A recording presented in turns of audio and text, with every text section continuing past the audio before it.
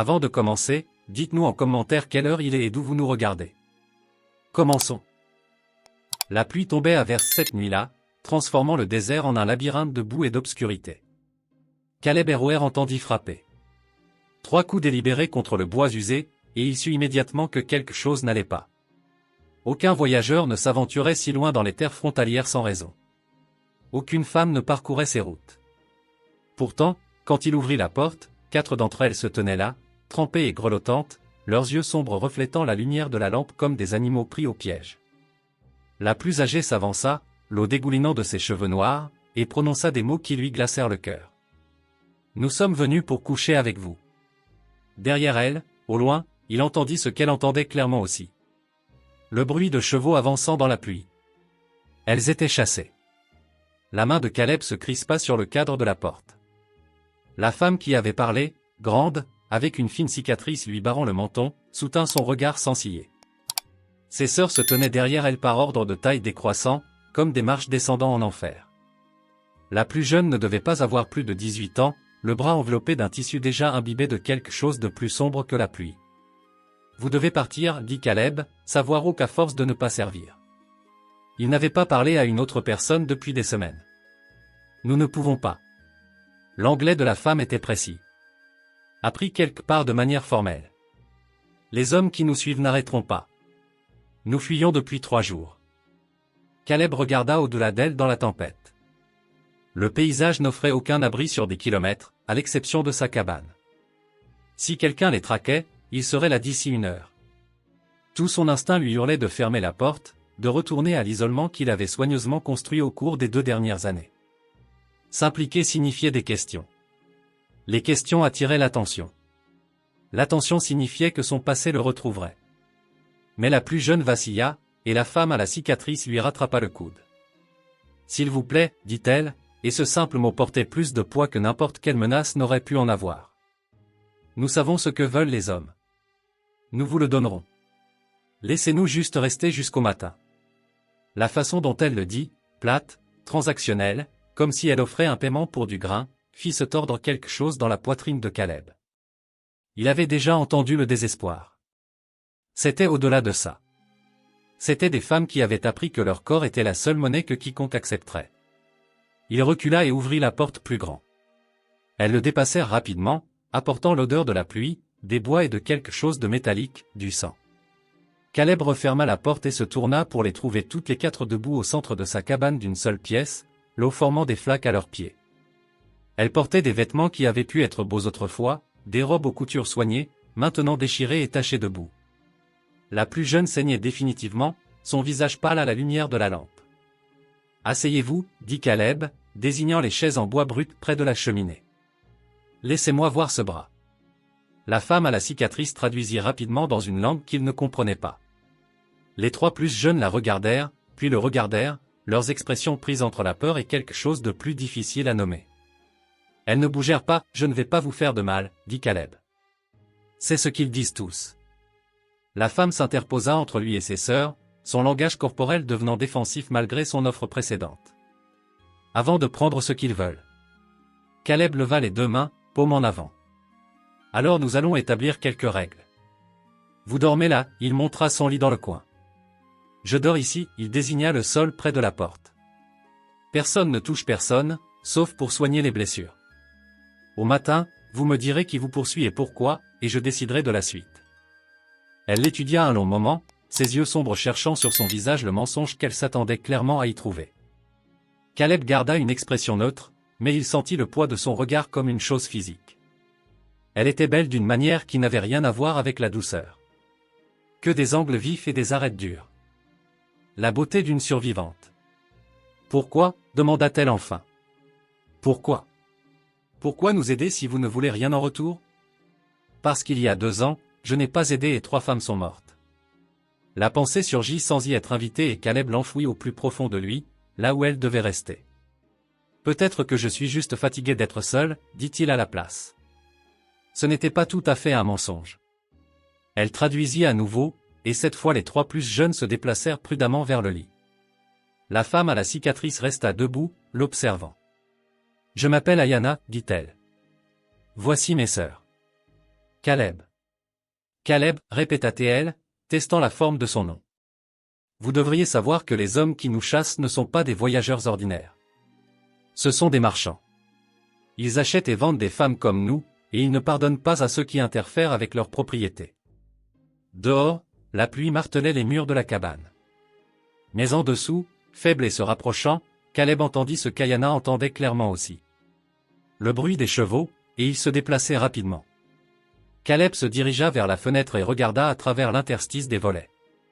3 cavaliers approchaient sous la pluie, leurs chevaux n'étant que des formes sombres sur un ciel plus sombre encore.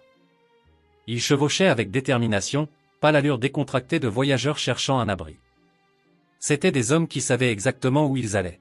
« Éteignez la lampe, dit-il. » Ayana traduisit, et l'une de ses sœurs, la grande aux mains endurcies par le travail, se déplaça rapidement pour éteindre la flamme. L'obscurité envahit la cabane. Dans le silence soudain, Caleb pouvait entendre son propre cœur battre et la respiration superficielle de 4 femmes terrifiées. Les chevaux s'arrêtèrent dehors. Des bottes heurtèrent la boue avec des bruits sourds.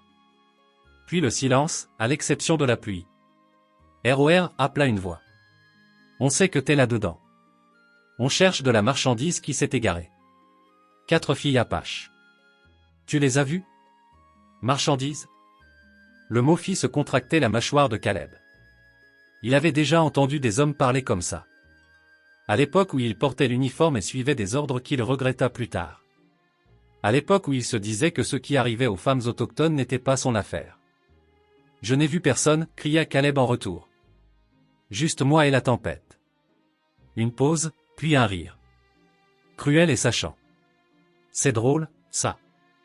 On a suivi des traces jusqu'à ta porte. Des traces fraîches. 4 paires.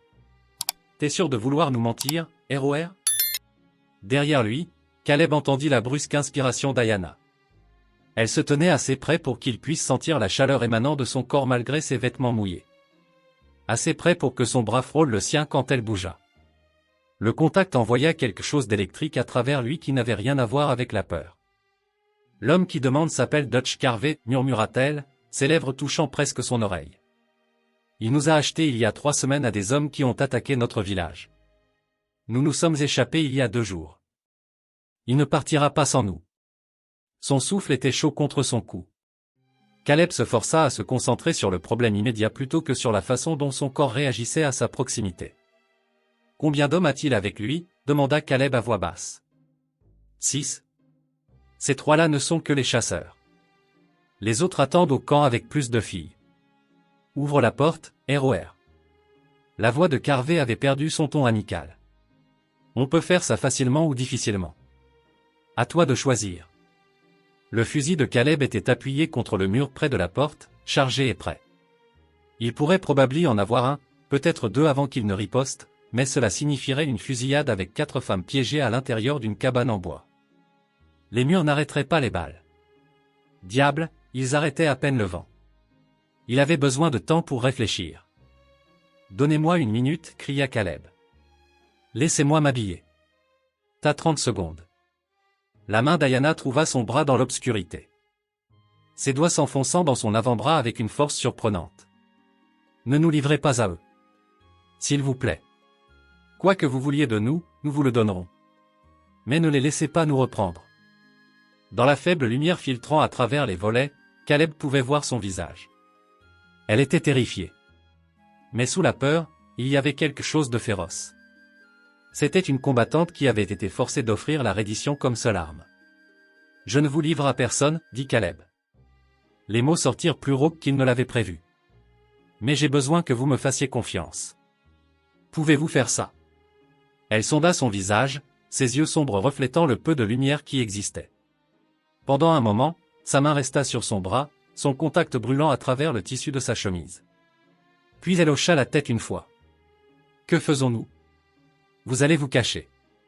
Il y a une cave à légumes sous les planches près du lit. Descendez-y avec vos sœurs et restez silencieuses, quoi que vous entendiez. Et vous ?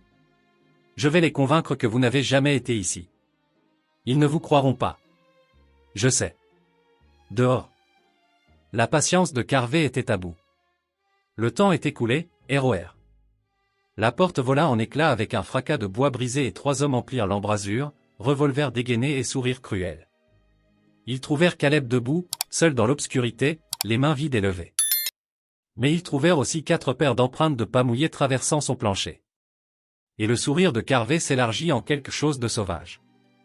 Dutch Carvey était un homme imposant avec un visage qui semblait avoir été brisé et mal ressoudé à plusieurs reprises. Il entra dans la cabane, son revolver pointé nonchalamment sur la poitrine de Caleb tandis que ces 2 hommes se déployaient de chaque côté. La pluie coulait du bord de son chapeau, formant des flaques sombres sur le sol qui se mélangeaient aux empreintes déjà présentes. Alors, ROR, dit Carvey, sa voix empreinte de la fausse amitié d'un homme qui aimait trop son travail. Tu veux expliquer ces traces? Parce que d'où je suis, on dirait que tu as hébergé de la marchandise volée. Je ne sais pas de quoi vous parlez. Caleb gardait les mains levées, ses yeux suivant les 3 hommes. Celui de gauche était nerveux, son index tressaillait sur la détente. Celui de droite avait l'air de s'ennuyer. Carvey lui-même était le vrai danger. Calme, contrôlé, savourant chaque instant. Tu vois, c'est un problème. Carvey fit lentement le tour de la cabane, ses bottes lourdes sur les planches. Il s'arrêta près du lit, étudiant le sol. Parce que je suis un homme raisonnable, je paie cher la marchandise, et j'attends de garder ce qui est à moi. Ces 4 filles m'ont coûté $300. Ce n'est pas de l'argent que je suis prêt à perdre. $300 pour 4 vies humaines. Le calcul écœurait Caleb. Même si quelqu'un était là, dit Caleb prudemment. Ils sont partis maintenant. Avec une tempête pareille, ils pourraient être n'importe où. Le rire de Carvey fut laid. Tu sais ce que je pense, ROR? Je pense que tu es le genre d'homme qui fait des erreurs. Le genre qui pense qu'il peut sauver des gens qui ne veulent pas être sauvés. Il se rapprocha, son revolver ne fléchissant jamais. J'ai entendu parler de toi, ex-cavalerie, renvoyé après avoir refusé des ordres lors d'un raid sur un village apache. Ça a coûté la vie à certains de tes hommes parce que tu es devenu sentimental. Les mots frappèrent comme des coups physiques. La mâchoire de Caleb se serra, mais il garda une expression neutre. Cette mission, celle qui avait mis fin à sa carrière militaire, l'avait hanté pendant 2 ans. Il avait refusé de participer à ce qu'il savait être un massacre. Son commandant l'avait traité de lâche.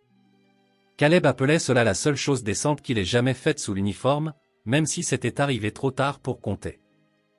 De l'histoire ancienne, dit Caleb. Vraiment? Carvey sourit. Parce qu'il me semble que tu fais 2 fois la même erreur. Penser que tu peux interférer. Penser qu'il y a une sorte de supériorité morale au milieu de nulle part, il fit un geste avec son arme vers le sol. Je vais fouiller cette cabane, ROR. Et quand je trouverai ce que je cherche, je ferai de toi un exemple. C'est un avertissement. L'un des hommes de Carvey se dirigea vers le lit, et le pouls de Caleb s'accéléra. La cave était juste là, dissimulée par des planches mal ajustées.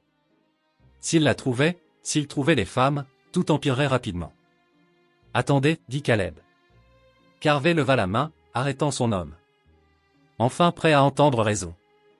Sous le plancher, Caleb savait qu'Ayana écoutait chaque mot. Elle comprendrait ce qui allait suivre. Elle le devait. Elles étaient là, admit Caleb. 4 femmes apaches sont arrivées il y a environ 1 heure, trempées, mortes de peur. Et je leur ai dit de continuer, je leur ai donné de la nourriture, et je les ai envoyées vers l'est, vers la frontière territoriale. J'ai pensé qu'elles avaient peut-être 30 minutes d'avance avant que vous n'arriviez. C'était un bon mensonge. Crédible. Cela donnait à Carvey quelque chose à chasser qui n'était pas dans cette cabane. Carvey l'étudia un long moment, puis hocha lentement la tête. Ben, va voir dehors. Vois si tu peux trouver des traces en direction de l'est. L'homme nerveux se dépêcha de sortir sous la pluie. Caleb s'autorisa à respirer un peu plus facilement. S'il le croyait, s'il partait à la poursuite de fantômes. Bien sûr, dit Carvey d'un ton conversationnel.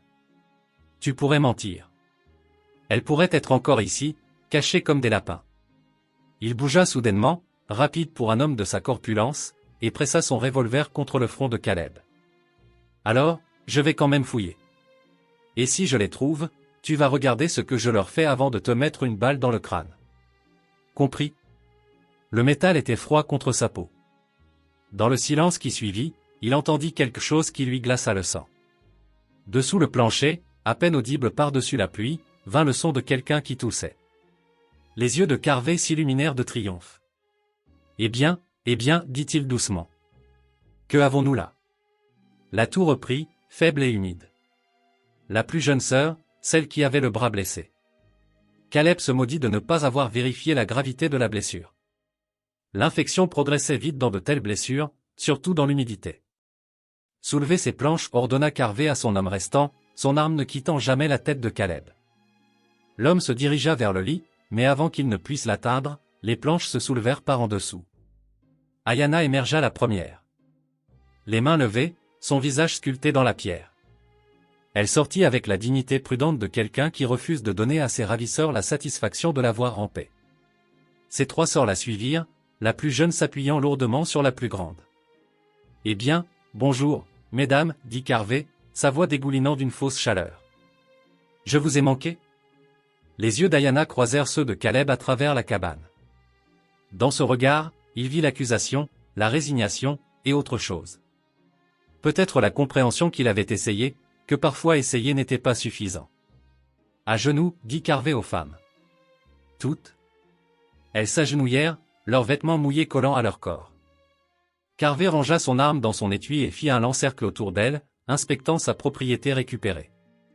Quand il atteignit Ayana, il attrapa une poignée de ses longs cheveux noirs et lui renversa la tête en arrière, exposant sa gorge. « Celle-là est une battante, dit-il, s'adressant à Caleb, mais regardant Ayana. J'ai déjà dû la battre 2 fois pour lui apprendre les bonnes manières.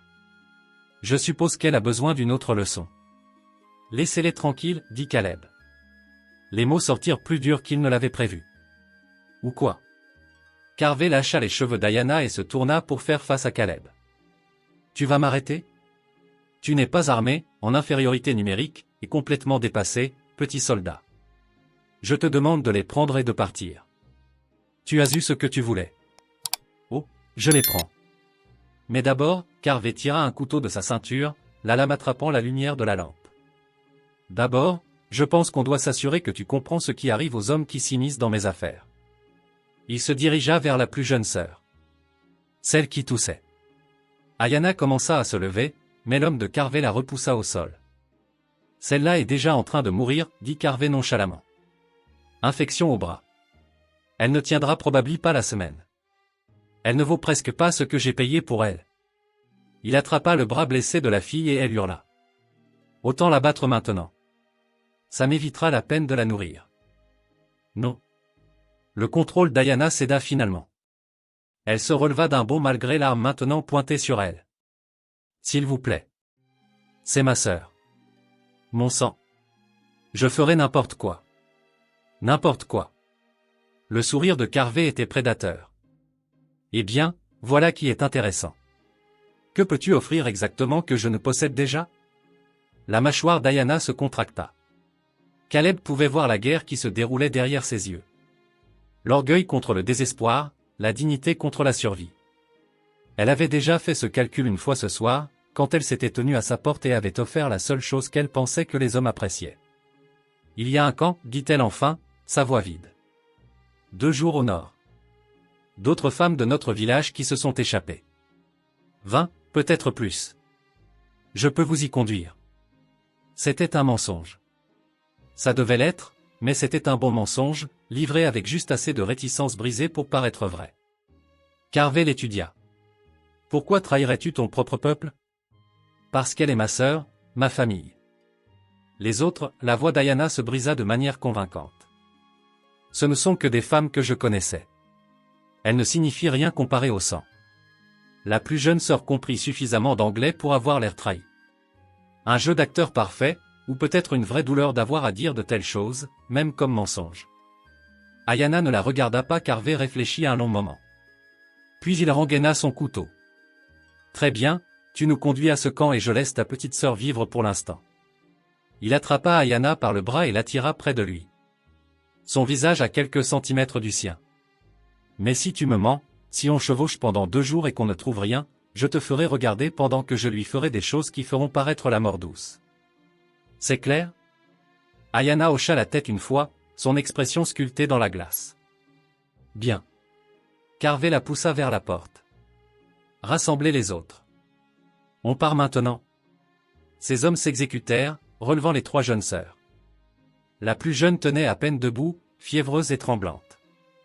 La grande la soutenait tandis que la 3e sœur, celle appelée K, regardait Caleb avec des yeux suppliants désespérés.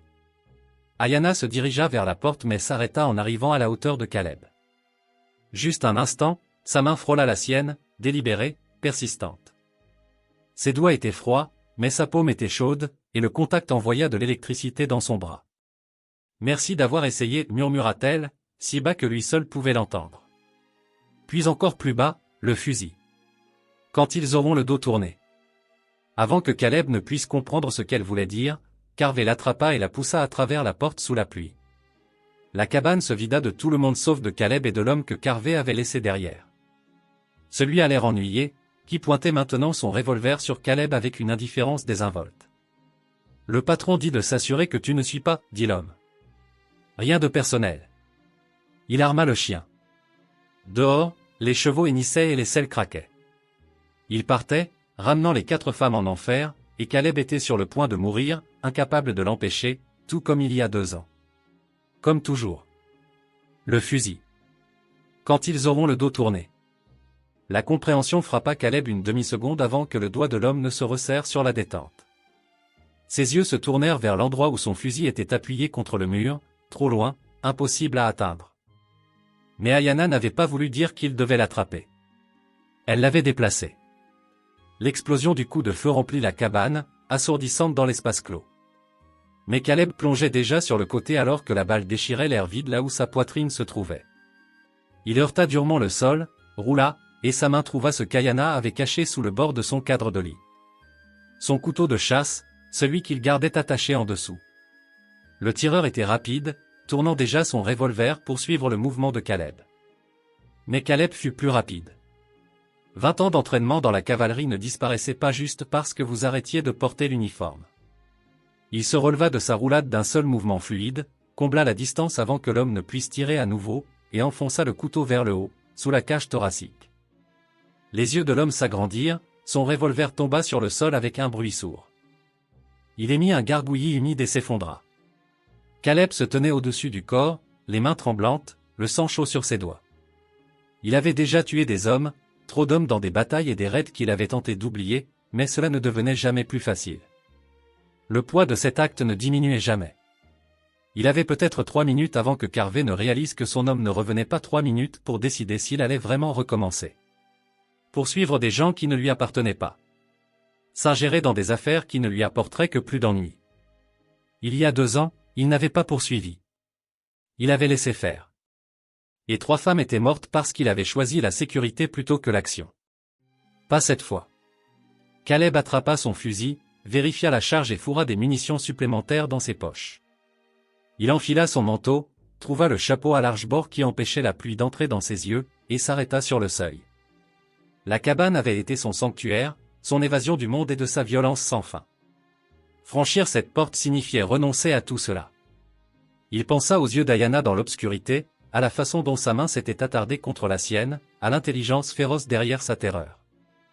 Elle lui avait sauvé la vie en cachant ce couteau, sachant qu'il comprendrait, lui faisant confiance pour agir le moment venu. Caleb sortit sous la pluie. La tempête s'était intensifiée, transformant le paysage en rideau d'eau et de boue. Le pistage serait presque impossible dans ces conditions, mais le groupe de Carver était important et se déplaçait rapidement. Il laisserait des signes, broussailles cassées, terre retournée, fumier de cheval. Caleb avait pisté des groupes de guerre apaches sur des terrains pires que celui-ci. Il trouva leur piste se dirigeant vers le nord-ouest, loin de la ligne territoriale à laquelle Carver prétendait croire. Cela signifiait qu'il n'avait pas cru au mensonge d'Ayana sur le camp au nord, ou qu'il la testait, voyant si elle le mènerait au bon endroit avant de décider de la garder en vie. Quoi qu'il en soit, il ne s'arrêterait pas avant l'aube. Les hommes comme Carver voyageaient la nuit quand ils avaient une cargaison qui pourrait attirer une attention indésirable. Caleb se déplaça dans l'obscurité, son fusil prêt, son corps retrouvant le rythme de la chasse. La pluie plaquait ses cheveux sur son crâne et coulait dans ses yeux, mais il l'ignora. Quelque part devant, Ayana et ses sœurs chevauchaient vers le sort que Carver leur avait réservé, à moins que Caleb ne les atteigne en premier. 1 heure passa. La piste menait plus profondément dans un pays accidenté, de ravins et de formations rocheuses qui offraient une couverture, mais rendait aussi les embuscades faciles. Carvé aurait des éclaireurs surveillant leurs arrières. Caleb devrait être prudent. Puis il l'entendit. Des voix portées par le vent, déformées par la pluie, mais indubitables. Des voix d'hommes, rauques à cause de l'alcool et de l'épuisement. Il s'était arrêté pour reposer les chevaux. Caleb s'approcha en rampant, utilisant le terrain pour se couvrir jusqu'à ce qu'il puisse distinguer des formes à travers l'averse. 7 chevaux, pas 6. Carvé avait rejoint d'autres de ses hommes. Cela changeait considérablement la donne. Il compta 4 hommes visibles autour d'un abri de fortune formé par un surplomb rocheux. Les femmes étaient assises, blotties les unes contre les autres à proximité, les mains liées derrière le dos. Même à cette distance, Caleb pouvait distinguer la silhouette d'Ayana. La façon fière dont elle tenait sa colonne vertébrale malgré tout. L'un des hommes s'approcha d'elle, dit quelque chose que Caleb ne put entendre, et l'attrapa par les cheveux. Elle ne s'y a pas, ne lui donna pas la satisfaction d'une réaction. L'homme la gifla assez fort pour que sa tête bascule sur le côté. Quelque chose de sombre et de furieux s'enflamma dans la poitrine de Caleb. Il avait passé 2 ans à essayer de devenir quelqu'un qui ne s'en souciait pas, qui ne s'impliquait pas, qui laissait les cruautés du monde passer sans réagir. Cet homme était mort au moment où Ayana avait murmuré « Merci » dans sa cabane. Caleb vérifia ses munitions une fois de plus, puis commença à se mettre en position. 4 hommes, un fusil, 6 coups. Le calcul tenait s'il était assez rapide et assez chanceux. Et s'il ne l'était pas, au moins il mourrait en essayant de faire ce qui était juste pour une fois. Caleb se positionna sur un terrain élevé surplombant le camp. Son fusil calé contre un rocher glissant de pluie. De ce point de vue, il avait une ligne de mire claire sur les 4 hommes visibles. Mais cela en laissait 3 non comptabilisés, probablement endormis ou s'occupant des chevaux hors de sa vue. Il ne pouvait pas encore tirer, pas avec autant de variables. Puis la tête d'Ayana se tourna légèrement, comme si elle sentait quelque chose dans l'obscurité. Ses yeux balayèrent la ligne de crête où Caleb était accroupi. Et bien qu'il sût qu'elle ne pouvait pas le voir à travers la pluie et les ombres, elle sembla le regarder directement. Ses lèvres bougèrent, formant des mots silencieux qu'il ne put lire, mais qu'il comprit d'une certaine manière. « Attends. » L'un des hommes, pas Carvé, mais quelqu'un à l'air tout aussi brutal, se dirigea vers Ayana et coupa les cordes qui liaient ses mains. Il la releva d'un coup sec et la poussa vers un affleurement rocheux à l'écart de ses sœurs. « Carvé veut te parler en privé, » dit l'homme assez fort pour que Caleb l'entende. « Il a des questions sur ce camp que tu as mentionné. » Ayana marcha devant lui. Son mouvement était raide mais contrôlé. Lorsqu'ils disparurent derrière les rochers, le pouls de Caleb s'accéléra. Il savait ce qui arrivait aux femmes emmenées en privé par des hommes comme ceux-là. Il était déjà en mouvement, abandonnant sa position pour un terrain plus bas. Quand il entendit Ayana crier, le son déchira la pluie comme une lame. Pas un cri de douleur, mais de rage. Sec, délibéré, destiné à attirer l'attention. Caleb se mit à courir, fusil prêt. Ne se souciant plus de la discrétion, il contourna l'affleurement pour trouver Ayana debout au-dessus du corps de l'homme, le propre couteau de ce dernier planté dans sa gorge. Sa poitrine se soulevait d'effort, la pluie ruisselant sur son visage. Et quand elle vit Caleb, quelque chose de féroce et de sauvage brilla dans ses yeux. « Je t'avais dit d'attendre, » dit-elle. Avant que Caleb ne puisse répondre, des cris éclatèrent depuis le camp. Les autres hommes avaient entendu le cri. Ils seraient là en quelques secondes. « Combien d'autres ?» demanda Caleb, se plaçant à côté d'elle. « 6 au total, y compris Carvé. » Ayana retira le couteau et l'essuya sur la chemise de l'homme mort.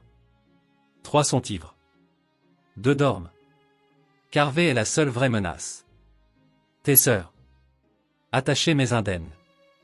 Elle croisa son regard et à cet instant, quelque chose de non dit passa entre eux. La reconnaissance d'ego, de survivants qui comprenaient ce qui devait être fait. Nous finissons ça maintenant, ensemble. Il n'y avait pas de temps pour débattre.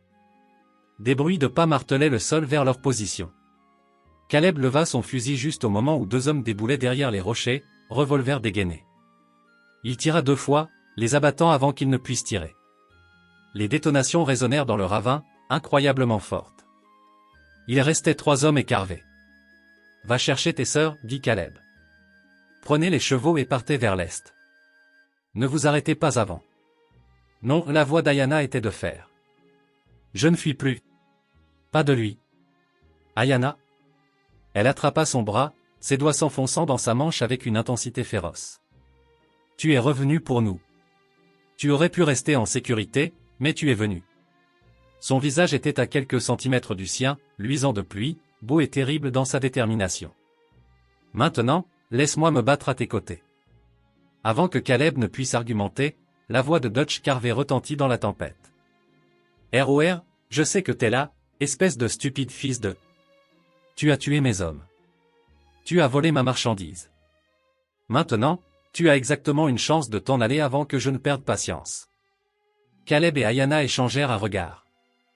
Elle lui tendit le couteau ensanglanté, puis disparut sous la pluie, se déplaçant vers l'endroit où ses sœurs étaient retenues. Caleb la regarda partir un battement de cœur de trop, distrait par sa façon de bouger. Comme la violence enveloppée de grâce. Il se força à se concentrer. « Je ne m'en vais pas, Carvey, cria-t-il en retour. Ces femmes ne sont pas ta marchandise. Elles ne sont la propriété de personne. Silence. Puis le rire de Carvey. Froid et méchant. Tu es vraiment stupide. Tu sais ce que j'ai ici, petit soldat? J'ai 3 petites filles apaches effrayées avec des couteaux sous la gorge. Tu veux qu'elles vivent? Tu sors où je peux te voir. Les mains en l'air, où je commence à couper. La mâchoire de Caleb se serra. C'était un jeu intelligent. Le forcer à découvert où les hommes restants de Carvey pourraient l'abattre.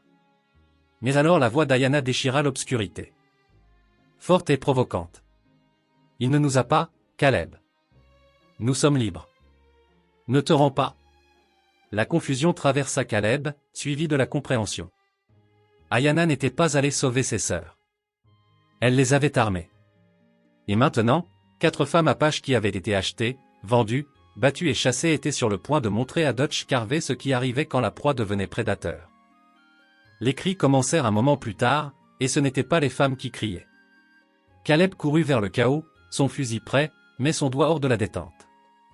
Dans la confusion de la pluie et de l'obscurité, il ne pouvait pas risquer de tirer.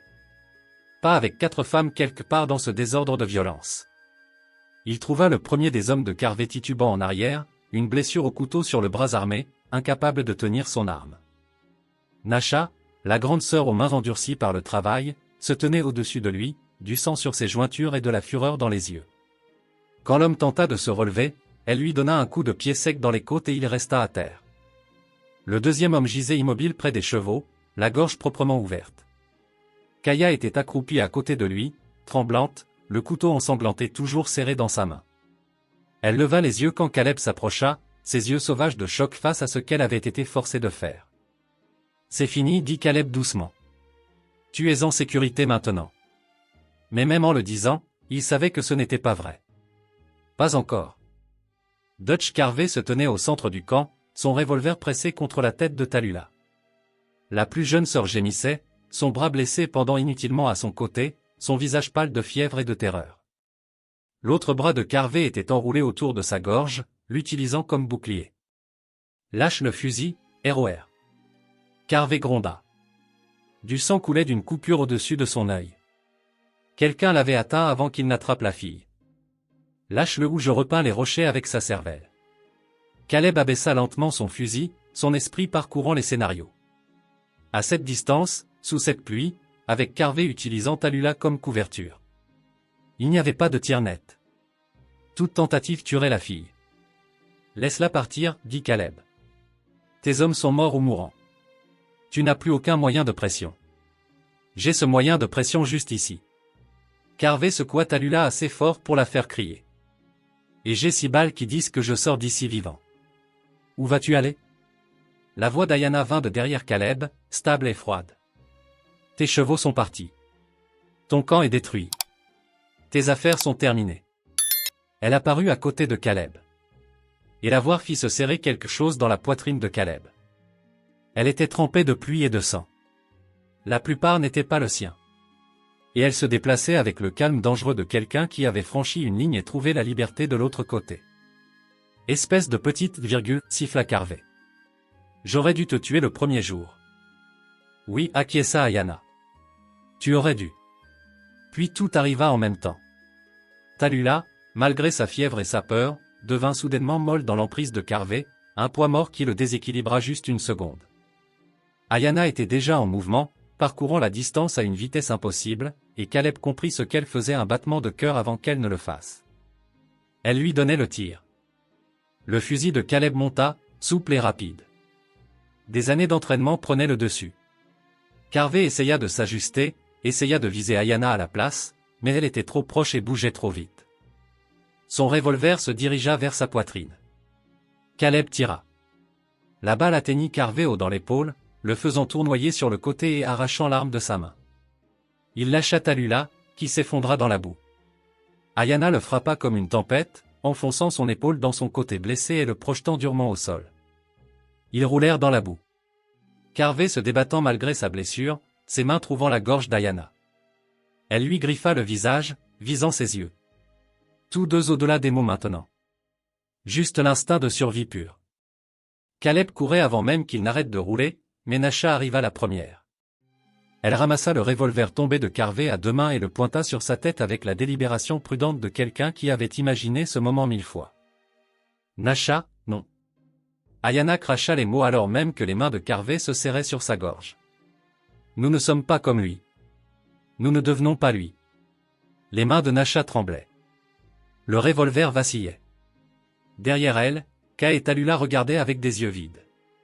4 femmes qui avaient été achetées, battues, chassées et presque brisées, au bord de devenir quelque chose dont elles ne pourraient jamais revenir.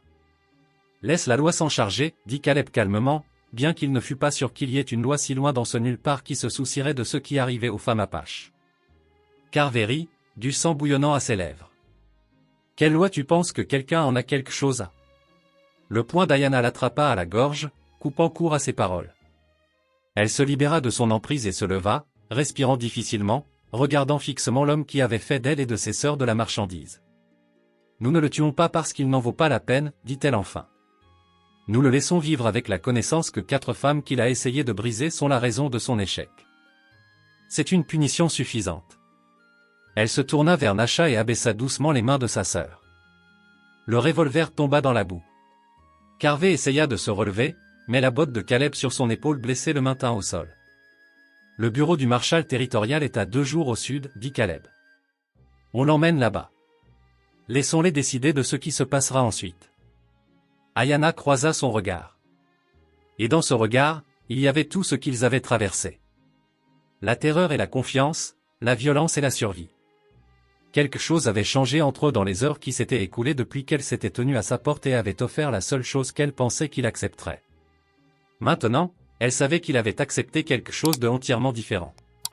Son humanité, sa force, son droit de choisir son propre chemin. Et peut-être, juste peut-être, un avenir qui n'impliquait plus de fuir. 3 jours plus tard, Caleb se tenait devant le bureau du marshal territorial et regardait Dutch Carvey être emmené, enchaîné. Le marshal avait été sceptique au début.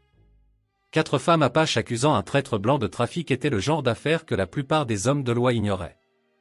Mais les corps de 6 hommes morts et le témoignage de Caleb, un ex-officier de cavalerie, avaient suffi à faire pencher la balance. Carvey se répandit. La loi avançait lentement ici, mais elle avançait. Est-ce que ça tiendra? Demanda Ayana calmement, debout à côté de Caleb sur la promenade en bois. Où est-ce que l'argent et l'influence trouveront un moyen de le libérer? Ça tiendra, dit Caleb. Je m'en suis assuré. Il avait passé 2 jours à écrire des rapports détaillés, à retrouver des témoins et à demander des faveurs à des hommes avec qui il avait servi et qui croyaient encore à l'importance de faire ce qui était juste. L'opération de Carvey avait été plus importante que quiconque ne le soupçonnait. Des douzaines de femmes achetées et vendues à travers les territoires. Quand toute l'étendue de l'affaire fut révélée, même les fonctionnaires les plus corrompus ne purent détourner le regard. Ayana hocha lentement la tête, regardant jusqu'à ce que Carvey disparaisse dans la prison. Puis elle se tourna vers Caleb, et le soleil du matin attrapa son visage d'une manière qui coupa le souffle de Caleb.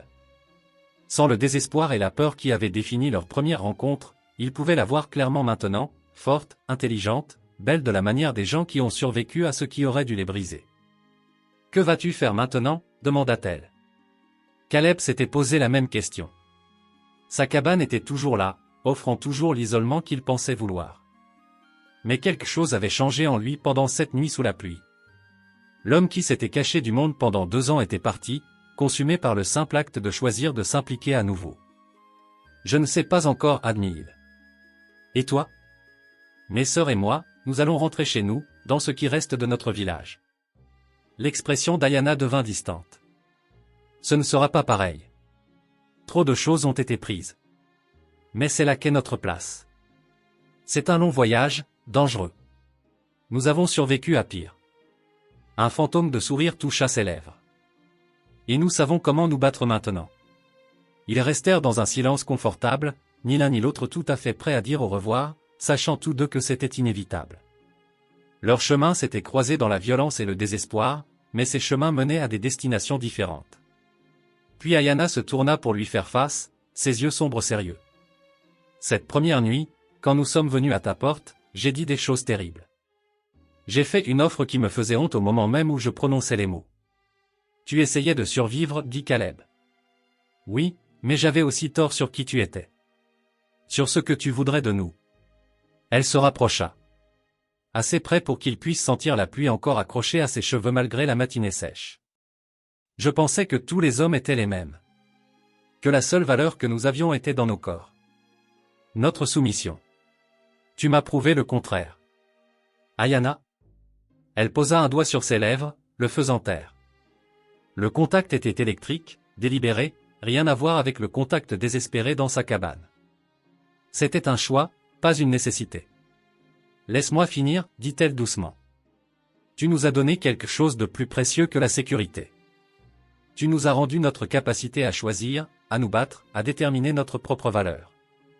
Sa main se déplaça de ses lèvres pour reposer contre sa poitrine, sur son cœur. C'est une dette que je ne pourrai jamais rembourser. Tu ne me dois rien. Je sais.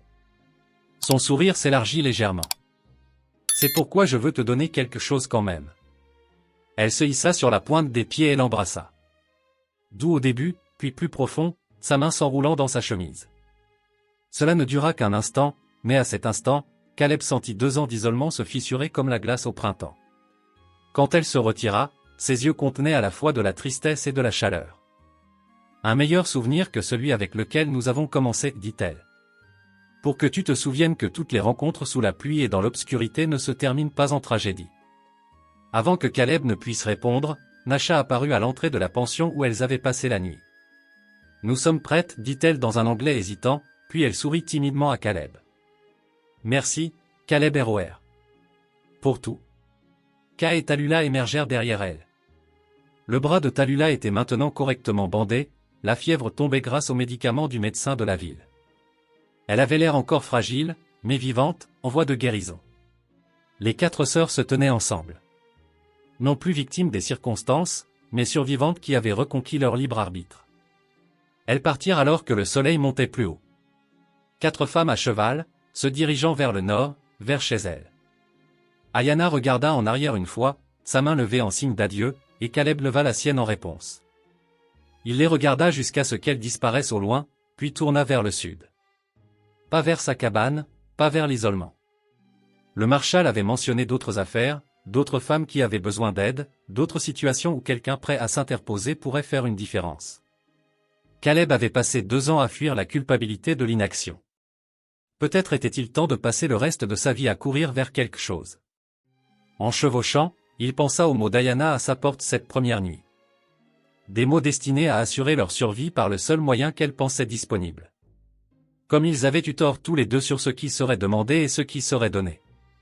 Elle était venue chercher une transaction. Ils avaient trouvé quelque chose de bien plus précieux à la place. Le respect, la confiance, la connaissance que parfois, la bonne chose à faire était aussi la chose la plus difficile à faire. Et quelque part dans le territoire devant lui, il y avait d'autres femmes qui avaient besoin que quelqu'un fasse ce choix. Caleb ROR chevaucha vers elle. Non plus un homme se cachant de son passé, mais un homme faisant enfin la paix avec lui. Si vous avez aimé cette histoire, cliquez sur la vidéo sur votre écran maintenant pour regarder un autre récit captivant de la frontière indomptée, où le courage et la justice se rencontrent de manière inattendue. N'oubliez pas de vous abonner et d'envisager de laisser un « super chat » pour nous aider à continuer à vous apporter des histoires puissantes comme celle-ci. Votre soutien compte énormément pour nous.